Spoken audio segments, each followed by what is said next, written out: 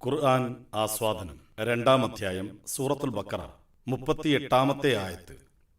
قُلْنَا اهْبِطُوا مِنْهَا جَمِيعًا فَإِمَّا يَأْتِيَنَّكُم مِّنِّي هُدًى فَمَن تَبِعَ هُدَايَ فلا خوف عليهم ولا هم يحزنون. നാം പറഞ്ഞു, നിങ്ങളെല്ലാം അവിടെ നിന്ന് ഇറങ്ങിപ്പോവുക. പിന്നെ എന്നിൽ നിന്നുള്ള മാർഗദർശനം നിങ്ങൾക്ക് വന്നെത്തുമ്പോൾ എൻ്റെ മാർഗദർശനം പിൻപറ്റുന്നവരാരോ അവർക്ക് മേൽ ഭയമൊന്നുമില്ല, അവർ ദുഃഖിക്കേണ്ടി വരികയുമില്ല. قُلْنَا اهْبِطُوا مِنْهَا جَمِيعًا فَإِمَّا يَأْتِيَنَّكُم مِّنِّي هُدًى. ജമിഅൻ ഫഇമ്മ അങ്ങനെ മണിച്ചുകൊണ്ട് മറച്ചുകൊണ്ട് ഓതുക.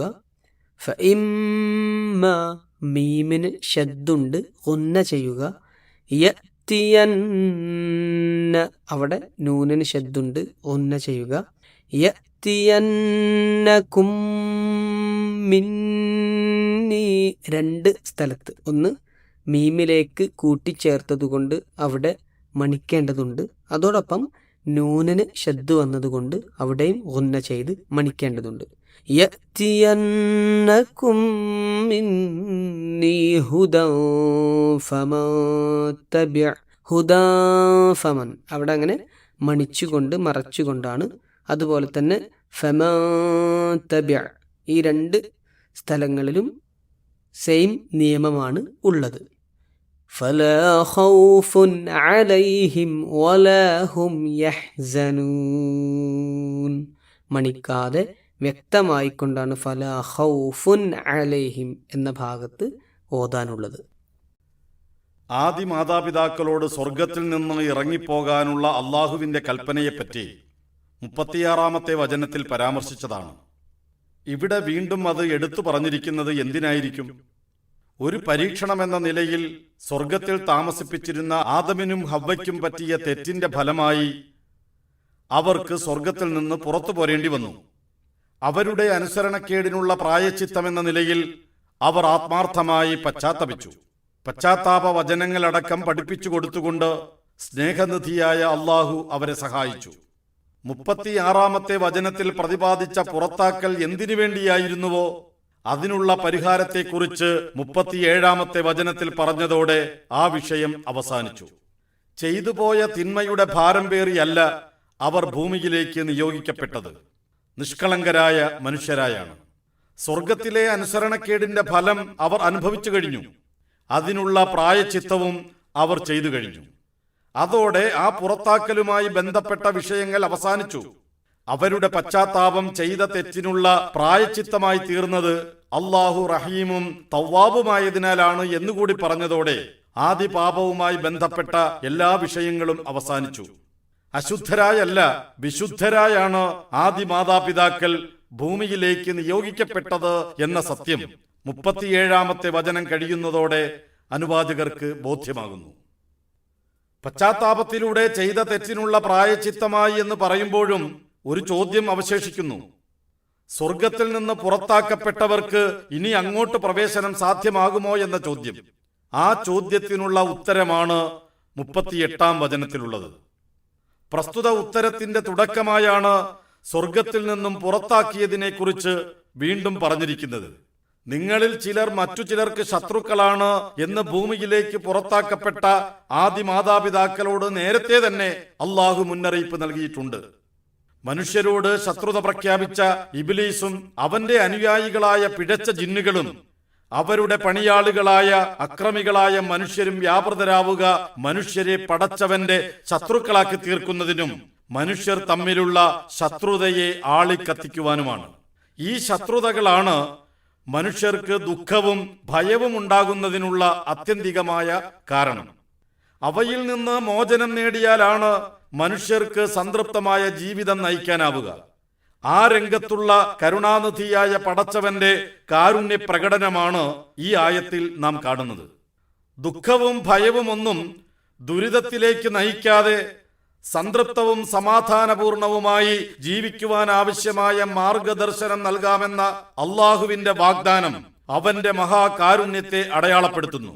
അത് മനുഷ്യജീവിതത്തിന് നൽകുന്ന സുരക്ഷാ സന്ദേശം അതീവ മഹത്തരമാണ്.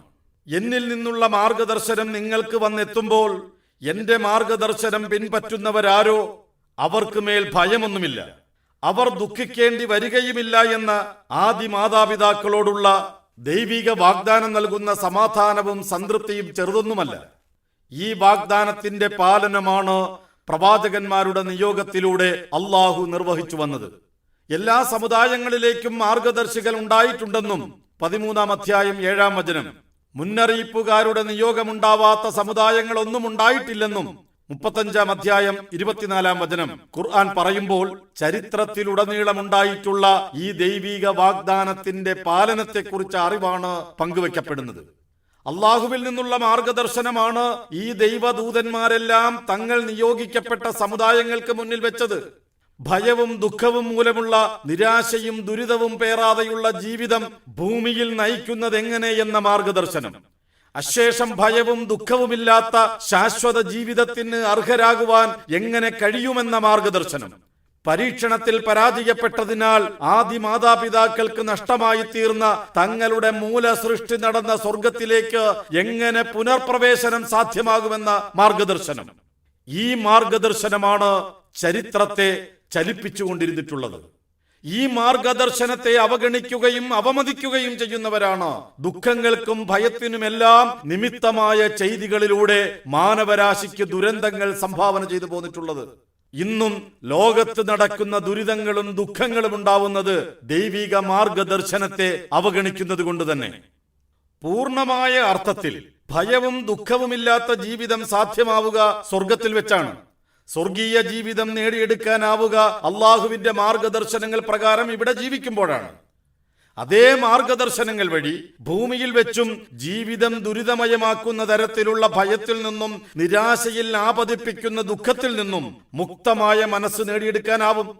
ഭയമുണ്ടാവുന്നത് ഭാവിയെക്കുറിച്ച് ആലോചിക്കുമ്പോഴാണ്, ദുഃഖമുണ്ടാവുന്നത് ഭൂതത്തെക്കുറിച്ച് ചിന്തിക്കുമ്പോഴും. ദൈവികമായ മാർഗദർശന പ്രകാരം ജീവിക്കുന്നവർ കാര്യങ്ങളെല്ലാം അള്ളാഹുവിൽ ഭരമേൽപ്പിക്കുന്നവരായിരിക്കും. ഇപ്പോൾ ഈ നിമിഷം മാത്രമേ തങ്ങളുടെ കൈകളിലുള്ളൂ എന്ന് അവർക്കറിയാം. കഴിഞ്ഞുപോയ നഷ്ടങ്ങളെക്കുറിച്ച് ആലോചിച്ച് മനസ്സ് വ്രണപ്പെടുത്തുകയല്ല, അത് അള്ളാഹുവിന്റെ തീരുമാനപ്രകാരം സംഭവിച്ചതാണെന്ന് മനസ്സിലാക്കുകയും ആ നഷ്ടത്തിൽ തന്റെ ഭാഗധേയമുണ്ടെങ്കിൽ അത് തിരുത്തുവാൻ ദൈവിക മാർഗദർശനത്തെ ഉപയോഗിക്കുകയുമാണ് അവർ ചെയ്യുക. വരാനുള്ളത് ആലോചിച്ച് ഭയപ്പെടുന്നതിന് പകരം ഭാവി ശോഭനമാക്കുവാനുള്ള ദൈവിക മാർഗനിർദ്ദേശങ്ങൾ അനുധാവനം ചെയ്യുകയും തങ്ങളുടെ നിയന്ത്രണത്താൽ അല്ലാതെയുള്ള തിന്മകളിൽ നിന്ന് പടച്ചവനോട് രക്ഷ തേടുകയും അവനിൽ കാര്യങ്ങൾ ഭരമേൽപ്പിക്കുകയുമാണ് അവരുടെ രീതി. ദുരിതങ്ങൾക്ക് നടുവിലാകുമ്പോൾ പോലും തീവ്രമായ ദുഃഖത്താൽ മനോനില തകരാറിലാവുകയോ ഭാവിയെക്കുറിച്ച് ഭയപ്പെട്ടുകൊണ്ട് ആത്മഹത്യയിൽ അഭയം തേടുകയോ ചെയ്യുന്നവരാവുകയില്ല അവർ. ഇപ്പോൾ എന്തു ചെയ്യണമെന്ന ദൈവിക മാർഗദർശനം അനുസരിക്കുകയും ഗുണപരമായ ഫലങ്ങൾക്ക് വേണ്ടി പടച്ചവനോട് പ്രാർത്ഥിക്കുകയും അവനിൽ ഭരമേൽപ്പിക്കുകയും ചെയ്ത് വർത്തമാനകാലത്തിൽ ജീവിക്കുന്നവർക്ക് അതിതീവ്രമായ ദുഃഖമില്ല, ദുരന്തപൂർണമായ ഭയവുമില്ല. അള്ളാഹുവിന്റെ മാർഗദർശനം പിൻപറ്റുന്നവരെ കുറിച്ച് അവർക്ക് ഭയമോ ദുഃഖമോ ഉണ്ടാവുകയില്ല എന്ന് പറഞ്ഞു പോകുന്നതിന് പകരം അവർക്ക് മേൽ ഭയമൊന്നുമില്ല, ഫലാ ഖൗഫുൻ അലൈഹിം, അവർക്ക് ദുഃഖിക്കേണ്ടി വരികയുമില്ല, വലാഹും യഹ്സനൂൻ എന്ന് വേറെ തന്നെ പ്രതിപാദിക്കുകയാണ് ചെയ്യുന്നതെന്ന വസ്തുത ശ്രദ്ധേയമാണ്. ഈ വചനഖണ്ഡത്തിന്റെ ആദ്യ പകുതിയിൽ ഭയത്തെക്കുറിച്ച് പ്രതിപാദിച്ചപ്പോൾ നാമരൂപമായ ഖൗഫ് എന്നാണ് പ്രയോഗിച്ചിരിക്കുന്നത്. രണ്ടാമത്തെ പകുതിയിലാകട്ടെ ദുഃഖത്തെക്കുറിച്ച് പറഞ്ഞപ്പോൾ യഹ്സനൂൻ എന്ന ക്രിയാരൂപമാണ് ഉപയോഗിച്ചിരിക്കുന്നത്. നാമം സ്ഥിരതയെയും ക്രിയ താൽക്കാലികത്വത്തെയും പ്രതിനിധീകരിക്കുന്നു. വരാനുള്ളവയെക്കുറിച്ച ഭയം സ്ഥിരമായി നിൽക്കുന്നതാണ്. കഴിഞ്ഞുപോയതിനെക്കുറിച്ച ദുഃഖം അതിനെക്കുറിച്ച് സ്മരിക്കുമ്പോൾ മാത്രമുണ്ടാവുന്നതാണ്. എന്തിനെയെങ്കിലും ഭയപ്പെടുന്നുണ്ടെങ്കിൽ അത് വന്ന് ഭവിക്കുന്നതുവരെ ഭയചകിതമായിരിക്കും മനസ്സ്. മനസ്സിൽ ഭയമില്ലാത്ത അവസ്ഥയുണ്ടാവുകയില്ല. ദുഃഖം അങ്ങനെയല്ല. നഷ്ടങ്ങളെക്കുറിച്ച് ഓർക്കുമ്പോൾ മാത്രമുണ്ടാകുന്നതാണ് ദുഃഖം. അത് വരികയും പോവുകയും ചെയ്തുകൊണ്ടിരിക്കും. സ്ഥിരമായുള്ളതിന് ഭയമെന്ന നാമം, താൽക്കാലികമായതിന് ദുഃഖിക്കുക എന്ന ക്രിയ. എത്ര കൃത്യമായാണ് ഖുർആനിൽ പദങ്ങൾ തെരഞ്ഞെടുത്തിരിക്കുന്നത്. അള്ളാഹുവിനല്ലാതെ മറ്റാർക്കാണ് ഇത് സാധ്യമാവുക? ദൈവിക മാർഗദർശനങ്ങൾ അനുസരിക്കുന്നവർക്ക് ഭയമോ ദുഃഖമോ തീരെ ഉണ്ടാവുകയില്ലെന്നല്ല പറഞ്ഞിരിക്കുന്നതെന്ന വസ്തുത ശ്രദ്ധേയമാണ്. അവർക്ക് ഭയമുണ്ടാവുകയില്ല എന്നല്ല, അവർക്ക് മേൽ ഭയമൊന്നുമില്ല. ഫലാ ഖൗഫുൻ അലൈഹിം എന്നാണ് പ്രയോഗം. അവർ സ്വയം ഭയമൊന്നുമുള്ളവരല്ല എന്നല്ല, അവരുടെ കാര്യത്തിൽ ഭയപ്പെടേണ്ട കാര്യങ്ങളൊന്നുമില്ല എന്നാണ് ഈ പ്രയോഗം അർത്ഥമാക്കുന്നത്.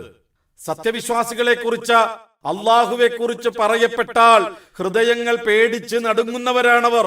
8-ാം അധ്യായം 2-ാം വചനം എന്ന ഖുർആൻ പ്രയോഗത്തിൽ നിന്ന് വിശ്വാസികൾ ഭയമുള്ളവരാണ് എന്ന് തന്നെയാണ് വ്യക്തമാക്കുന്നത്. അന്ത്യനാളിനെ കുറിച്ച് ഭയപ്പെടുന്നവർക്കുള്ള താക്കീതുകാരനായി 79-ാം അധ്യായം 45-ാം വചനം പ്രവാചകനെ പരിചയപ്പെടുത്തുന്നുമുണ്ട്. ഇതേപോലെ വിശ്വാസികൾക്കുണ്ടാകാവുന്ന വ്യത്യസ്ത രീതികളിലുള്ള ഭയങ്ങളെപ്പറ്റി ഖുർആൻ പ്രതിപാദിക്കുന്നുണ്ട്. അവർ ഭയമുള്ളവരാണ്, എന്നാൽ അവരെ കുറിച്ച് ഭയപ്പെടേണ്ടതില്ല എന്ന സന്ദേശമാണ് ഫലാ ഖൗഫുൻ അലൈഹിം എന്ന പ്രയോഗം വരച്ചു കാണിക്കുന്നത്. നരകമാണ് ഭയം, നിത്യനാശം, ശാശ്വതമായ ദുരിതം. അവരെക്കുറിച്ച് അത്തരമൊരു ഭയം അസ്ഥാനത്താണ്. അവരുടെ ഭാവിയെക്കുറിച്ച് ആർക്കും ആശങ്ക വേണ്ടതില്ല. ശോഭനമാണ് അവരുടെ ഭാവി. അവർക്ക് ദുഃഖമുണ്ടാവുകയില്ല എന്നതിന് പകരമായി അവർക്ക് ദുഃഖിക്കേണ്ടി വരികയില്ല. വലാഹും യഹ്സനൂൻ എന്ന് പറയുമ്പോഴും ഇത് തന്നെയാണ് അവസ്ഥ. ഭൗതികമായ നഷ്ടങ്ങൾ ഉണ്ടാവുമ്പോൾ വിശ്വാസികൾക്കും ദുഃഖമുണ്ടാവാം. മകന്റെ മരണത്തിൽ പ്രവാചകൻ സല്ലല്ലാഹു അലൈഹി വസല്ലം ദുഃഖിച്ച് കണ്ണുനീർ വാർത്തതായി ഹദീസുകളിലുണ്ട്. എന്നാൽ എത്ര തീവ്രമായ ദുഃഖമാണെങ്കിലും അത് നിരാശയിലേക്ക് നയിക്കുന്ന ദുരിതമായി തീരുന്ന ദുരവസ്ഥ വിശ്വാസികൾക്കുണ്ടാവുകയില്ല. ദൈവികമായ വിധിവിലക്കുകൾ അനുസരിക്കാതെ തന്നിഷ്ടത്തിൽ ജീവിക്കുന്നവർക്കുണ്ടാകുന്നത് പോലെ വാർദ്ധക്യത്തിലെത്തുമ്പോൾ യുവത്വത്തിലെ ചെയ്തികളെ കുറിച്ചോർത്ത് ദുഃഖിക്കേണ്ട അവസ്ഥ വിശ്വാസികൾക്കുണ്ടാവുകയില്ല. എവിടെ നിന്നുള്ളതാണെന്നറിയാത്ത ആത്മീയോപദേശങ്ങൾ സ്വീകരിക്കുന്നവർക്കുണ്ടാകുന്നത് പോലെ ജീവിതത്തെ ആസ്വദിക്കാൻ കഴിയാതെ മരണപ്പെടേണ്ടി വരുന്ന ദുഃഖവും ദൈവിക മാർഗദർശന പ്രകാരം ജീവിക്കുന്നവർക്കുണ്ടാവുകയില്ല. മരണാനന്തരമാകട്ടെ തങ്ങളുടെ ഇഹലോക ജീവിതത്തെക്കുറിച്ച് ആലോചിച്ച് ദുഃഖിക്കേണ്ട അവസ്ഥയും അവർക്കുണ്ടാവുകയില്ല. ഇവിടെ സംതൃപ്തി, അവിടെയും സംതൃപ്തി. അതാണ് ദൈവിക മാർഗനിർദ്ദേശങ്ങൾ പ്രകാരമുള്ള ജീവിതം നൽകുന്ന അനുഗ്രഹം, ശാശ്വതമായ അനുഗ്രഹം.